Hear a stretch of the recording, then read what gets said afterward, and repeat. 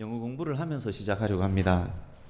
지금 말씀드리는 것은 아마 중학교 영문법 같습니다. 기본 필수 영문법 중에 하나입니다. 과목은 이게 접속사인지 아니면 명령문인지 모르겠습니다. 어른들은 옛날 영어 공부할 때 회상하시고 학생들은 다가오는 중간고사에 꼭 나올 문제이기 때문에 잘 생각하시기 바랍니다. 다 아시겠지만 다 아는 내용입니다. 그렇지만 만약 이것을 잘 모른다면 관련 문장이 나왔을 때 해석이 안 되는, 그러기 때문에 매우 중요한 내용입니다. 문제로 내겠습니다. 명령문 더하기 and, 이 문장은 어떻게 해석을 합니까? 아시는데 대답을 안 하실 것 같습니다. 요게 첫 번째 문제고, 두 번째 문제, 명령문 플러스 or 문장은 어떻게 해석합니까? 아시겠죠? 답. 명령문에 and가 붙으면 뭐뭐 하라, 그리하면 뭐뭐 할 것이다 의 문장이 됩니다. 그리고 명령문 더하기 or가 붙으면 뭐뭐 하라, 그렇지 않으면 뭐뭐 할 것이다 라는 문장입니다. 그래서 명령문 다음에 and가 나온다면 뭐뭐 해라, 그러면 뭐뭐게 어떻게 될 것이다, 이런 문장입니다. 두 개 중에, 방금 낸 말씀 두 개 중에 명령문 플러스 and 문장 하나를 성경에서 확인해 보려고 합니다. 자문은 꼭 표시해 두시고 마태복음 7장 7절로 가겠습니다.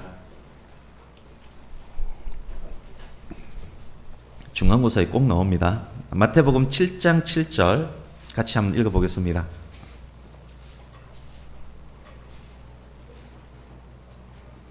마태복음 7장 7절 같이 읽습니다. 시작. 구하라, 그리하면 너희에게 주실 것이요, 찾으라, 그리하면 찾아낼 것이요, 문을 두드리라, 그리하면 너희에게 열릴 것이니. 아멘. 뭐뭐 하라, 그리하면 뭐뭐 할 것이다. 명령문 플러스 and 문장이 3개 동시에 들어있는 구절입니다. 과연 그것이 그러한지 마태복음 7장 7절을 영어 성경으로 제가 한번 읽어드리겠습니다. 저의 경상도식 발음에 귀 기울이지 마시고 말씀의 의미와 그리고 명령문 and 문법에 집중하시기 바랍니다. 이 말씀을 영문으로도 암기해버리면 정말 좋을 듯합니다. 제가 읽어드리겠습니다. Ask and it will be given to you. Seek and you will find. 역시 제 발음이 탁월한가 봅니다. Knock and the door will be opened to you. 꼭 그 조형기 씨가 노래하는 것 같지 않습니까? 구하라, 구하면 주실 것이다. 찾으라, 찾으면 찾게 될 것이다. 문을 두드리라, 문을 두드리면 그 문이 내게 열릴 것이다 라는 말씀입니다. 다른 각도에서 해석하면 또한 이런 말씀입니다. 받지 못했느냐? 그건 구하지 않았기 때문이지. 찾지 못했느냐? 그건 찾지 않았기 때문이지. 문이 열리지 않느냐? 그건 문을 두드리지 않았기 때문이지. 명령문 플러스 and 문장을 달리 보면 그렇게 해석할 수 있습니다. 이렇게도 해석됩니다. 받기 위해서 구해라. 영어 성경 보면 for로 번역한 것이 있습니다. 받기 위해서 구해라. 찾아내기 위해서 찾아라. 문을 열기 위해서 두드려라. 그렇게 해석할 수 있습니다. 그래서 오늘 말씀 들으실 때 명령문 플러스 and 문장, 그 문장의 번역과 그리고 다양한 각도의 해석까지 생각하시면서 말씀에 귀 기울이면 좋겠습니다. 다시 본문으로 갑니다. 본문의 구조와 계략적 내용을 먼저 확인하겠습니다. 1절에서 10절까지를 쭉 한번 보십시오. 1, 2절 먼저 보십시오. 지키라, 그리하면 뭐뭐 할 것이다. 3, 4절 새기라, 그리하면 뭐뭐 할 것이다. 5, 6절 뭐뭐 하지 말라, 그리하면 뭐뭐 할 것이다. 7, 8절 떠날지어다, 이것이 뭐뭐 할 것이다. 이것이를 그리하면으로 바꿔도 맞는 말씀입니다. 9절에서 10절 공경하라, 그리하면 뭐뭐 할 것이다. 명령문 플러스 and 형태로 번역할 수 있는 문장이 5쌍이 나와 있습니다. 실제로 영어 성경은 명령문 플러스 and 형태로 되어 있는 것은 아닙니다. 다양하게 영어로 번역이 되어 있습니다. 이제 1절과 11절을 보십시오. 1절과 11절.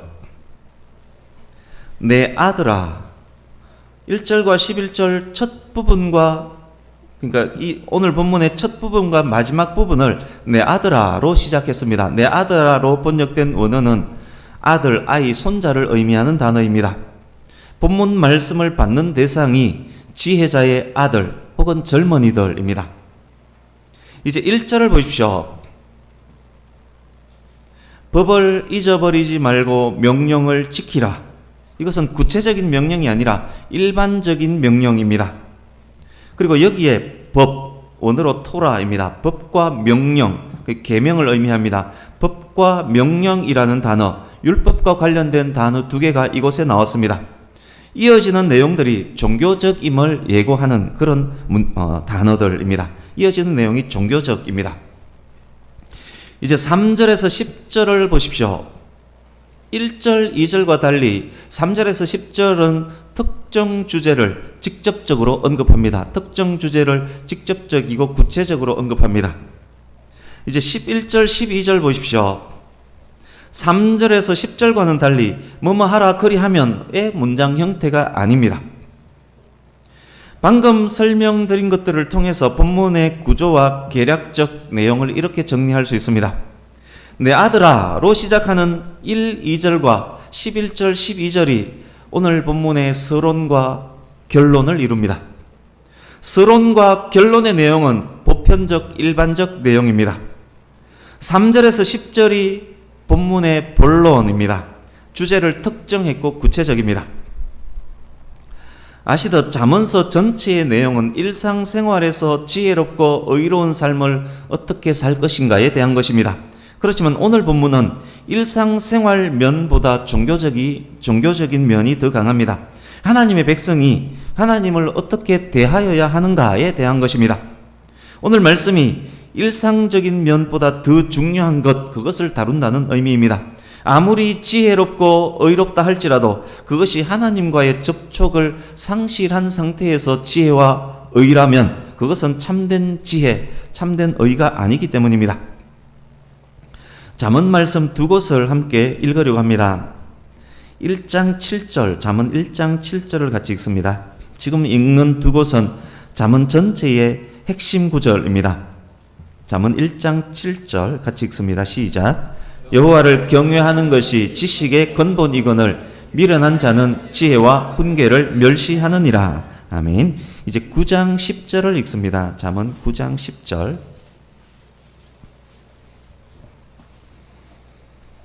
9장 10절 시작. 여호와를 경외하는 것이 지혜의 근본이요 거룩하신 자를 아는 것이 명철이니라. 아멘.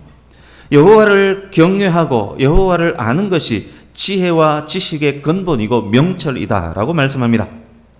오늘 본문이 종교적인 것은 여호와와의 관계, 즉 여호와 경외에 대한 것이기 때문임을 말씀드렸습니다. 여호와 경외가 지혜와 지식의 근본이기 때문에 오늘 본문은 지혜와 지식, 명철에 관한 것이다, 이런 말씀도 맞습니다. 오늘 본문이 잠언 전체의 핵심 요약이 될 수 있다는 말씀입니다. 기억하시고 이제 본문으로 들어가겠습니다. 서론인 1, 2절을 보십시오. 내 아들아, 아들 혹은 젊은이에게 주는 지혜자의 교훈입니다. 내가 가르치는 율법을 잊어버리지 말고 내가 가르치는 하나님의 계명을 마음으로 지키라. 그리하면 내가 장수할 것이며 해가 갈수록 더욱 평강을 누리게 될 것이다. 이렇게 말씀합니다. 여기 평강으로 번역된 원어는 샬롬입니다. 샬롬은 하나님과의 평강뿐만 아니라 이생에서의 평화, 행복, 충만까지를 의미하는 단어입니다. 비참한 상태로 오래오래 사는 것은 오히려 비극입니다. 샬롬이 없는 장수는 복이 아닙니다. 이상적인 삶은 살수록 삶의 질이 높아지며 자녀의 자녀까지 보면서 장수하다가 자녀와 자녀의 자녀들까지 축복하면서 평안히 죽는 삶, 그것이 장수하면서 샬롬을 누리는 복입니다. 그래서 여기에 샬롬은 그런 높은 삶의 질을 의미합니다. 하나님을 경외하는 삶을 살면 앞으로 가르칠 구체적 내용, 앞으로 이제 3절에서 10절 말씀, 앞으로 가르칠 구체적 내용에 순종하며 살면 높은 삶의 질을 유지하며 장수할 것이다. 그렇게 일반적 진술을 하면서 본문의 서론을 시작했습니다. 이 삶은 우리 모두가 진정으로 원하는 삶일 것입니다. 어떻게 그런 삶을 살 수 있을까요? 마음의 문 크게 여시고 순수하게 하나님만 바라보시며 말씀에 집중하시면 귀한 답을 얻게 될 것입니다. 이제 본론으로 들어갑니다. 본론 첫 번째 3, 4절 보십시오.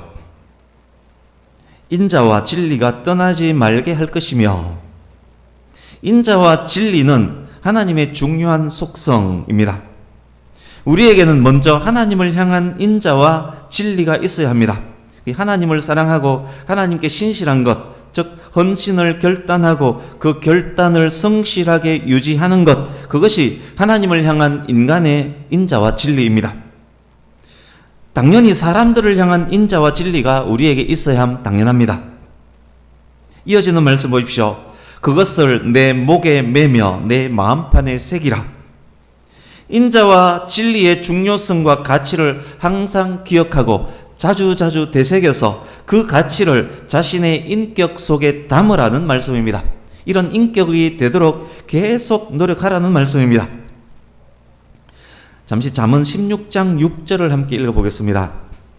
지금 띄엄띄엄 이렇게 연결하지만 전체적으로 줄거리가 연결되기 때문에 스스로 알아서 이거 줄거리를 깨워주시기 바랍니다.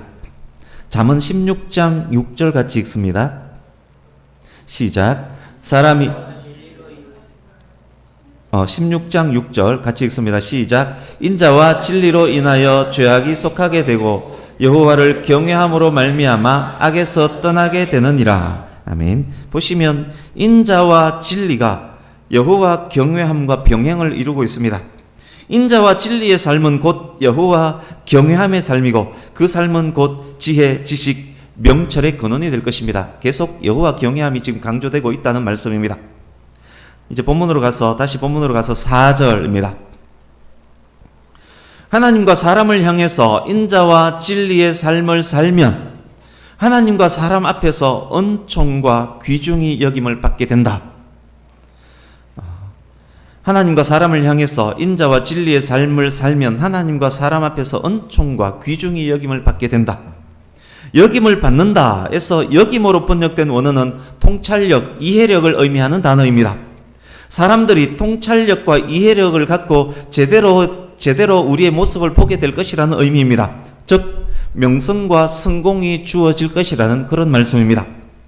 인자와 진리의 삶을 살면 그 삶을 하나님께서 인정해 주시고 사람들로부터는 성공한 자로 명성을 얻게 될 것이라는 말씀입니다. 혹시 하나님으로부터도 사람으로부터도 귀히 여김을 받지 못하고 명성은커녕 자주 악평과 손가락질을 당하고 성공은커녕 실패를 반복하는 분 혹시 계십니까? 그 무엇보다도 먼저 인자와 진리의 삶을 노력하시고 그 삶이 인격에 깊이 배이도록 스스로 만들어가 보십시오. 그리하면 하나님께서 은총과 귀중히 여김을 받도록 만들어 주실 것입니다. 이제 본론의 두 번째 5절 6절입니다. 우리가 오직 여호와를 신뢰하고 잘난 체 하지 않는다면 모든 일을 함에 있어서 하나님을 의지하고 무슨 일을 하든지 하나님께 여쭙는다면 그리하면 하나님께서 우리의 길을 지도하실 것입니다. 지도하시리라로 번역된 원어는 평탄하다, 똑바르다의 의미를 가진 단어 야사르입니다. 그리하면 우리가 울퉁불퉁한 길을 걸을 때 그 길을 평평하게 만들어 주실 것이고 구불구불한 길을 걸을 때 똑바르게 해 주실 것이라는 그런 말씀입니다. 혹시 울퉁불퉁한 길에서 구불구불한 길에서 에너지는 엄청 쓰는데 진도는 나가지 않고 그 자리에서 들컹이면서 빗돌대는 분 계십니까? 자기 잘난 맛에 사는 것 내려놓으시고 마음을 다해 여호와를 신뢰하시며 매사 기도로 하나님께 길을 묻는 삶을 살아보십시오. 그리하면 길이 평탄해지고 길이 곧아짐을 경험하게 될 것입니다. 이 모든 것은 하나님의 약속입니다. 이제 7절 8절입니다. 스스로 지혜롭게 여기지 말지어다. 스스로 지혜롭게 여기지 말지어다. 이 말씀 기억하시고 잠언 26장 12절을 같이 읽어보겠습니다.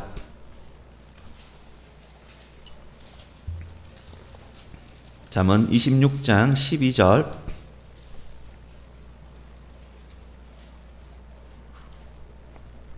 같이 읽습니다. 시작. 내가 스스로 지혜롭게 여기는 자를 보느냐? 그보다 미련한 자에게 오히려 희망이 있느니라. 아멘. 스스로 잘난 체 하는 것, 교만한 것, 하나님께서 가장 싫어하시는 것 중 하나입니다. 본문 7절에서, 다시 본문으로 가시면 됩니다. 본문 7절에서 그것이 악으로 연결이 되어 있습니다. 그곳에서 떠남이, 그러니까 스스로 잘난 체 하는 것, 그곳에서 떠남이 여호와 경외라고 밝히고 있습니다. 그렇습니다. 스스로 지혜롭게 여기는 것, 철저한 절망의 지름길입니다. 차라리 미련한 자에게 더 소망이 있습니다. 지혜롭고 지식이 있는 어떤 사람이 있었습니다. 이 사람의 지혜와 지식이 언제 딱 그 자리에서 멈추는지 아십니까? 스스로 지혜롭게 여기는 바로 그 순간부터 그 사람의 지혜와 지식은 멈췄다라고 생각하면 됩니다. 계속 보겠습니다. 사람이 스스로 지혜롭다 여기지 않고 오직 여호와를 경외하면, 8절입니다. 그리하면 이것이 몸에 보약이 될 것입니다. 골수가 윤택하게 될 것입니다. 윤택하게 될 것이다로 번역된 원어는 마실 것, 음료를 의미합니다. 입에 시원한 것을 마시듯 윤택함을 얻게 될 것이라는 말씀입니다. 골수로 번역된 원어는 뼈, 몸, 신체를 의미하는 단어입니다. 뼈와 몸과 신체가 근본적으로 치유가 되어서 상쾌하고 건강한 몸이 될 것이라는 말씀입니다. 혹시 질병이 있는 분 있습니까? 뼈, 몸, 신체가 녹슨 기계마냥 삐걱대는 분 있습니까? 하나님 앞에 혹시 교만하지 않았는지를 점검하시고 겸손히 하나님 앞에 엎드려서 오직 여호와를 경외하시기 바랍니다. 그리하면 근본적 치유가 주어질 것입니다. 역시 하나님의 약속입니다. 이제 9절 10절입니다. 내 재물과 소산물의 처음 익은 열매로 여호와를 공경하라. 처음 익은 열매는 매우 귀한 것을 의미합니다. 하나님께서 매우 귀히 여기는 것은 마음입니다. 매우 귀한 것은 비싸고 좋은 것보다 마음과 관련됩니다. 매우 귀한 마음으로 먼저 여호와를 공경하라는 말씀입니다. 나이든 아버지, 부부, 그리고 부부의 아들, 딸이 함께 사는 어떤 집의 식사 시간입니다. 아내가 밥을 짓고 밥솥을 열었습니다. 밥이 조금 부족해 보였습니다. 남편 밥, 자녀들 밥 먼저 뜨고 그리고 자기 것 뜨고 맨 나중에 아버지 밥을 떴습니다. 늙은 아버지가 먹으면 얼마를 먹는다고 이랬을까요? 자녀를 사랑하는 아버지가 자녀의 밥을 빼앗아 먹을 것이라고 그렇게 생각했을까요? 늙은 아버지가 이 사실을 알았다면 기분이 어땠을까요? 그렇습니다. 이것은 그래서 마음의 문제입니다. 하나님께서는 많은 것 이전에 마음을 원하십니다. 남편, 아들, 딸 먹을 것, 내 먹을 것 먼저 챙겨 놓고 남은 것 있을 때 드리는 것 아니라 구분해서 좋은 것을 먼저 하나님께 드리고 남은 것으로 내가 먹는 그 마음을 기뻐 받으십니다. 소산물의 처음 익은 열매로 그 마음으로 하나님께 드리는 것, 그것은 곧 여호와의 주권을 인정하는 믿음입니다. 그것이 곧 여호와 경외함과 연결됩니다. 첫 열매를 드린다는 것은 모든 것이 하나님으로부터 연유함을 믿음으로 고백하는 그런 행위입니다. 하나님께 드린 첫 열매는 다시 구약에 보면 다시 제사장에게 돌려져서 제사장이 분깃이 됩니다. 그래서 첫 열매 봉헌은 교회에서 11조로 구분해서 분류를 합니다. 그렇게 분류하는 이유가 바로 그것 때문에 그렇습니다. 다시 본문 계속 보십시오. 또 하나 말씀을 읽으려고 합니다. 오늘 9절 10절과 관련해서 잠언 19장 17절을 같이 읽습니다. 잠언 19장 17절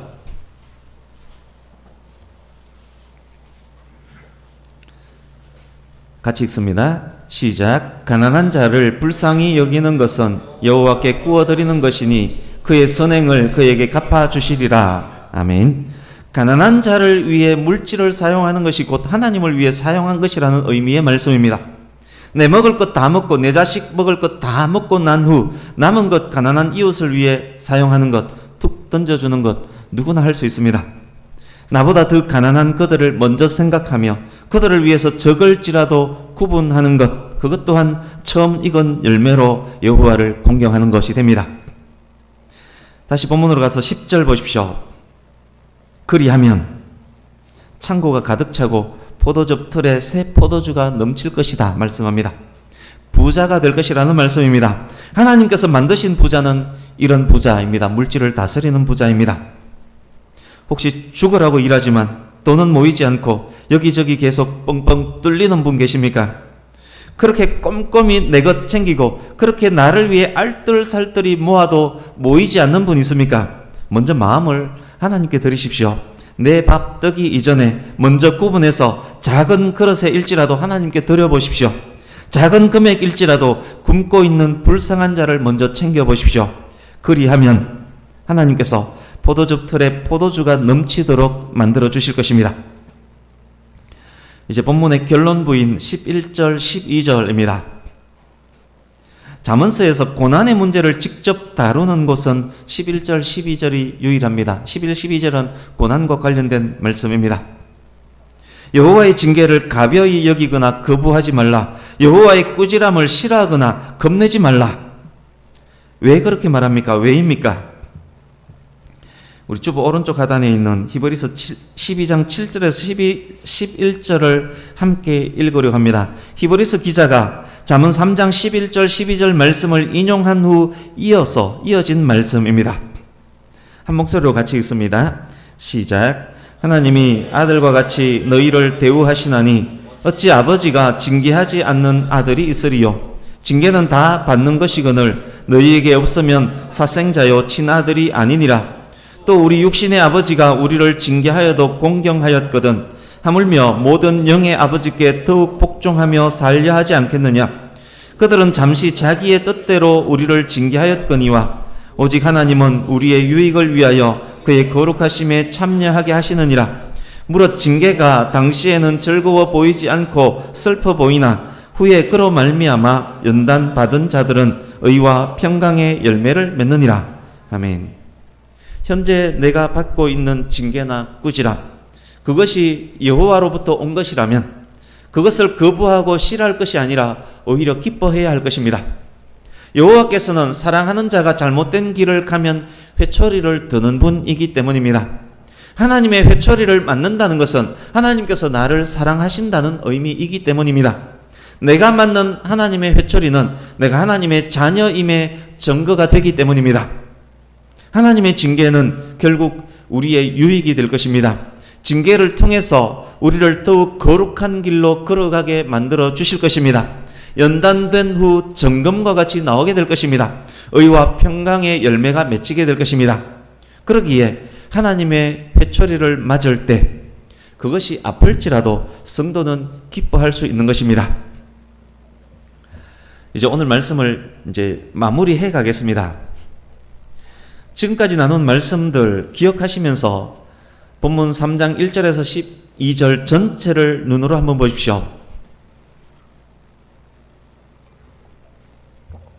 서론 1, 2절, 본론 3절에서 10절, 결론 11절, 12절의 구조가 보일 것입니다. 그렇지만 이 말씀을 듣고 난 이후에 조금 의아스럽게 여겨지는 것도 있을 것입니다. 하라, 그리하면 하나님께서 이렇게 만들어 주실 것이다. 문장으로 된 5개의 쌍, 1절에서 10절까지는 이해가 되는데 11, 12절은 생뚱맞습니다. 여기서 왜 징계, 고난에 관한 말씀이 쑥 들어왔는지, 고난과 징계에 대한 내용이 어째서 본문의 결론 역할을 하는지 그런 의문이 생길 것입니다. 11절, 12절은 위로, 격려, 권면, 힘주심의 말씀입니다. 이 말씀이 결론으로 주어졌음에 우리는 오히려 기뻐하며 감사해야 할 것입니다. 11, 12절에 포커스를 두시고 1절에서 10절을 눈으로 읽으면서 들어주시기 바랍니다. 어떤 성도가 있습니다. 그런데 성도인 그가 하나님과 사람 앞에서 은총과 귀히 여김을 받지 못하고 고생을 하고 있습니다. 또 다른 어떤 성도가 있습니다. 성도인 그가 구불구불 울퉁불퉁한 길에서 고생고생하고 있습니다. 또 다른 어떤 성도가 있습니다. 몸에 질병이 있습니다. 뼈와 몸과 신체가 아픕니다. 또 다른 어떤 성도가 있습니다. 가난합니다. 각각의 성도에게 닥친 이 일을 일반적 단어로 표현하면 삶의 질이 형편없습니다. 성도인 그의 삶에 샬롬이 없습니다. 왜 성도인 그에게 이런 일이 일어났을까요? 왜 성도인 그의 삶에 샬롬이 없을까요?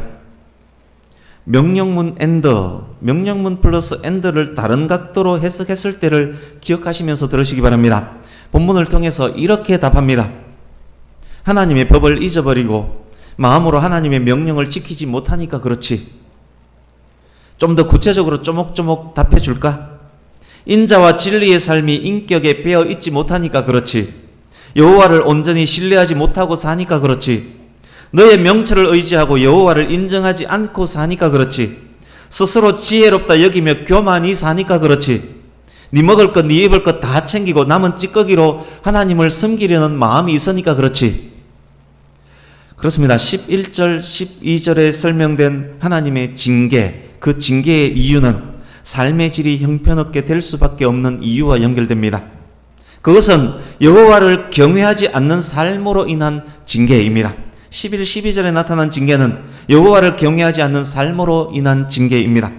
지혜와 지식과 명철이 없는 삶으로 인한 징계입니다. 잠시 여기서 주의할 내용 하나 말씀드리겠습니다. 지금 설명드리는 것은 신명기 사관, 즉 순종하면 복받고 불순종하면 저주받는다. 이게 신명기 사관인데 이 신명기 사관과 연결된 말씀입니다. 이것이 하나님의 말씀이기에 분명 진리입니다. 그러나 그렇다고 고난을 무조건 불순종이나 죄와 연결시키는 것은 안 될 일입니다. 고난의 이유는 매우 다양합니다. 그러나 확실한 것은 불순종이 고난의 큰 이유 중에 하나임은, 죄가 고난의 큰 이유 중에 하나임은 확실합니다. 그래서 오늘은 다른 예외적인 사항, 여러 사항은 기억에서 제외시켜 주시고 오늘 본문에 충실해서 들으면 방금 설명드린 이 내용이 오늘 본문의 말씀입니다. 기억하시고 11, 12절을 다시 보십시오. 그러기에 이 말씀이 우리에게 위로와 감사의 말씀인 것입니다. 고난 중에 있는 성도의 회복에 대한 말씀이기 때문에 그렇습니다. 성도인 우리에게 그런 고난, 그런 아픔이 있다면 그것은 불순종으로 인한 하나님의 징계일 가능성이 많습니다. 그것을 알았다면 우리는 어떻게 해야 합니까? 계속 아파하며 계속 뒹굴며 계속 질이 낮은 삶을 살아가야 할까요? 내가 성도가 분명한데 성도인 내가 가난하고 아프고 은총과 귀중히 여김을 받지 못한다면, 삶의 질이 형편없는 그런 삶을 계속 살아간다면 그것이 하나님의 징계로 인한 가능성이, 인함일 가능성이 높다라고 설명을 지금 드리고 있는 중입니다. 이것이 하나님의 징계이기 때문에 우리는 또한 여기서 희망을 찾을 수 있습니다. 내 아픔과 고난을 통하여 하나님께서 나의 친아버지이심을, 하나님께서 나를 사랑하심을 확인할 수 있기 때문에 그렇습니다. 그러기에 지금이라도 깨닫고 돌이키면 지금의 아픔은 거룩한 삶으로 나아가기 위한 디딤돌 역할을 할 것입니다. 지금의 고난은 더 큰 유익을 위한 발판이 될 것입니다. 지금의 징계받음이 잘 단련된 점검이 되는 기회가 될 것입니다. 이제 말씀을 마칩니다. 사랑하는 성도님 여러분, 지금까지 쭉 설명드린 내용 머릿속에 정리가 되었을 줄 압니다. 진정으로 하나님을 경외하는 우리 모두가 되기를 간절히 바랍니다. 여호와를 경외함으로 지혜롭고 지식이 있고 명철이 있는 우리가 되기를 원합니다. 하나님과 사람 앞에 은총과 귀히 여김을 받고 길이 열리고 건강이 회복되고 부유함까지 있는 삶을 사시기를 축복합니다. 나이가 먹을수록 수명이 다하는 날까지 삶의 질이 더욱더욱 높아지는 귀한 삶 사시기를 예수님의 이름으로 축복합니다. 영혼이 잘됨과 같이 범사가 절되고 몸까지 건강한 저와 여러분 되기를 간절히 바랍니다. 저와 여러분이 이런 삶을 살아서 샬롬이 가득한 삶, 그 삶을 자녀들에게 모범으로 보여주시기를 바랍니다. 그래서 우리도 오늘 본문 속 지혜자처럼 아들, 딸들을 불러 모아놓고 내 아들아, 너는 이렇게 살아라. 진심의 교훈을 할 수 있는 어른들 되기를 바랍니다. 이 자리에 있는 학생 청년들에게도 말씀드립니다. 이것을 깨달아 알았으니 굳이 부모에게 듣지 않아도 되지 않겠습니까? 혹시 내 부모가 모범적인 삶을 살지 못할지라도 오늘 본문을 통해서 확인하고 깨달아 알았으니 당장 이 말씀에 순종하는 우리 학생 청년 되기를 간절히 바랍니다. 백양교회 모든 성도님들에게 해를 거듭할수록 평강이 더해지시기를 예수님 이름으로 축복합니다. 아멘. 기도하겠습니다.